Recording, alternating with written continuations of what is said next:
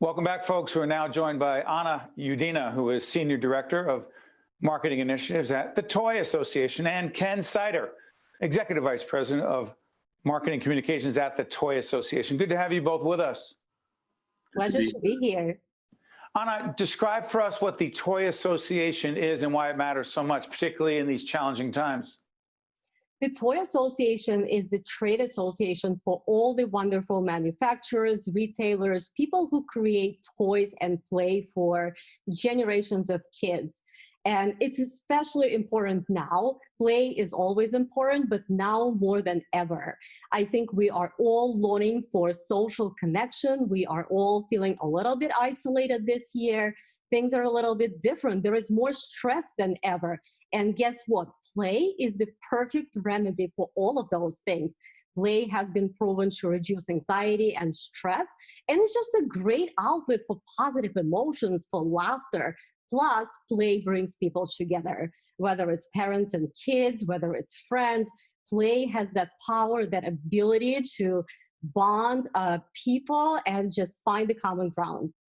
So well said. Ken, let me follow up with you. Virtual play versus physical play. Big difference? There is a difference, but we did a lot of research. We have a program called the Genius of Play. What's it called? The Genius of Play. By the way, can we put up the website, team, so that folks can go and find out about the Genius of Play? Go ahead, Ken, I'm listening. Sure, it's thegeniusofplay.org. But anyway, we did a tremendous amount of research, and the program's been going on for about 6.5 years. And in that research, we uncovered that the balance between physical and virtual was the most effective, believe it or not, in providing developmental benefits of play. And because there are a lot of benefits for virtual as well as physical. How so? Give us one concrete, because screen time is not all the same. Not all screen time is the same. And there are times with our daughter, who is 10 right now, and we have two older teenage boys. Let's just say that their idea of screen time is different, each one of them. But I do get concerned as to whether what they're doing during that screen time is play, is fun, and is productive. Am I making too much of that, Ken? Then I'll come back to you, Anna. No, not really. I think what you need to do is kind of stay close. Like, I don't know how old your boys are, but 16 and 17, or 18 this week. So he'll see this and go, I'm 18, 16 and 18. Go ahead. Definitely stay close. Definitely stay yeah, close. I hear you. and no, seriously, and look at what kind of dialogue they're participating in, what kind of programming they're participating in. And you'll know, it'll tell you, your alarms will go off if you see things that are just not the areas that they should be exploring. Let me follow up with you again. Ages matter when it comes to play, whether it's virtual or in-person physical play. What is your sense, Anna, in terms of how best for parents, we're all trying to figure out, we have a child care initiative around child care called Reimagine Childcare, and trying to understand all the issues and try to promote quality, affordable child care. But here's the question. For us as parents, with all the pressures we have, how can we, with, say, a 10-year-old, be engaged with their play, or should we just leave them alone? Well, sometimes you can, and sometimes you want to engage and play right with them. The good thing about play is that there are so many different types of it, and each type of play has its own benefits.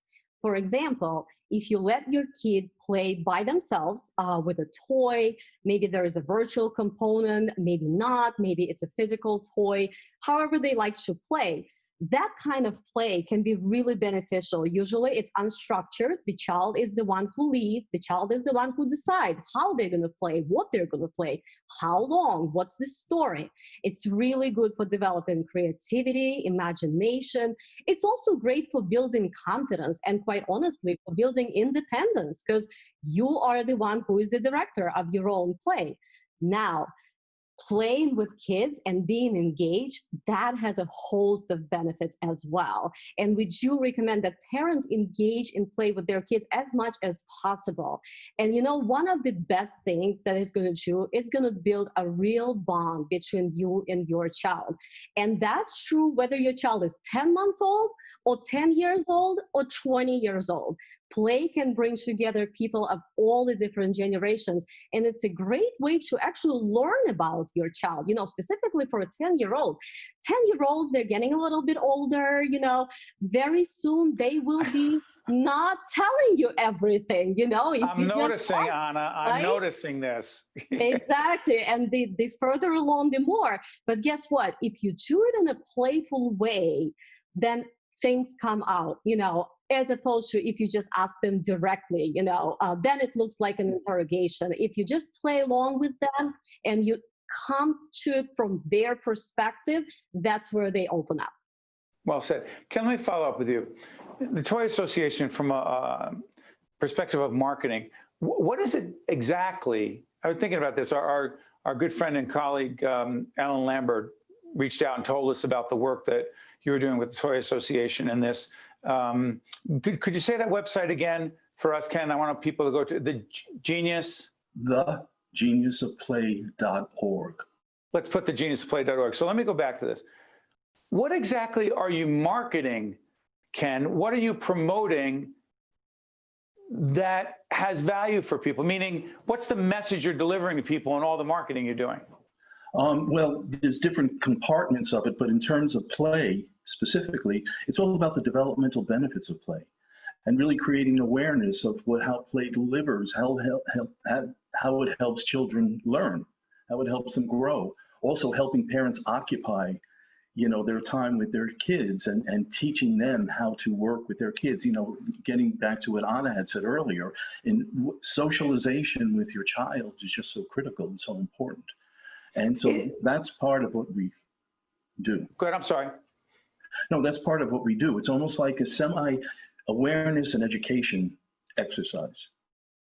Does play need to be, Anna, quote unquote, educational, or can it just be play? We like to say that all play is educational. All play is educational. You got to explain that to me. As long as you're playing, you are learning. As Maria Montessori said, play is the work of the child. So what she was trying to say is that play is how kids learn. This is how they're wired to learn by nature. And if you look at even animals, they all play. And usually the more sophisticated the level of an animal is, the more than play, the more they need to play in order to be able to function as an adult. So this is actually determined by the evolution. There is an evolutionary necessity and predisposition for kids to play. So all play is educational. Now, it's educational in different ways, Like I said, unstructured play is great for building creativity and independence and confidence. Now, let's say that you are looking to educate kids in a specific area. Let's say you're looking for them to discover science or math. You're interested in what we call STEAM, science, technology, engineering, yes, arts, and mathematics.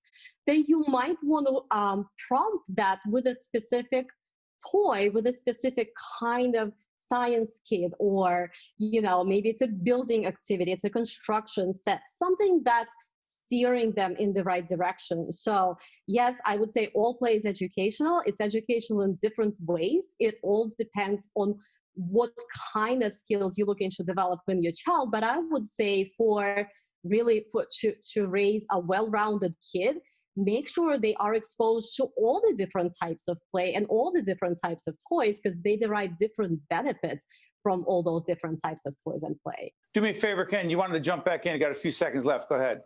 Very quickly, there was a study done either by MIT or Harvard a few years ago, and they surveyed CEOs and they asked what were some big challenges they had in recruiting new talent. And uniformly, they all said, we get the best talent from all the greatest schools around the world and all, but the talent is very vertically oriented. What they don't have is what they call mental agility. And play really provides that. that whole intuitive part, that whole imaginative part. Well, I'll tell you what, I'm sure this will not be the last conversation Ken and Anna we have about play, the genius of play and all these issues, particularly during these difficult times with the pandemic. I want to thank both of you for joining us. We learned an awful lot. And thank you so much. Sure, thank you. Thank you for having us. I'm Steve Adubato. Thanks for watching. We'll see you next time. One-on-One with Steve Adubato has been a production of the Caucus Educational Corporation.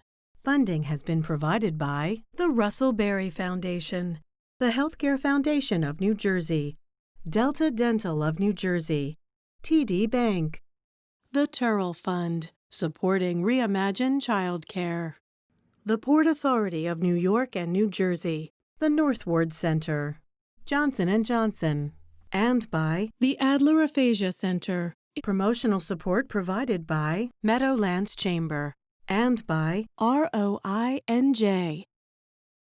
Are you looking to be a part of a dynamic, forward-thinking business service organization?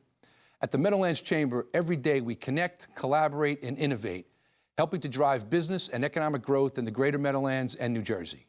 I invite you to visit our Meadowlands Chamber headquarters, an open office facility with access to resources for our members' businesses and networking needs. Together we will build the Chamber of the future and the next generation of leaders.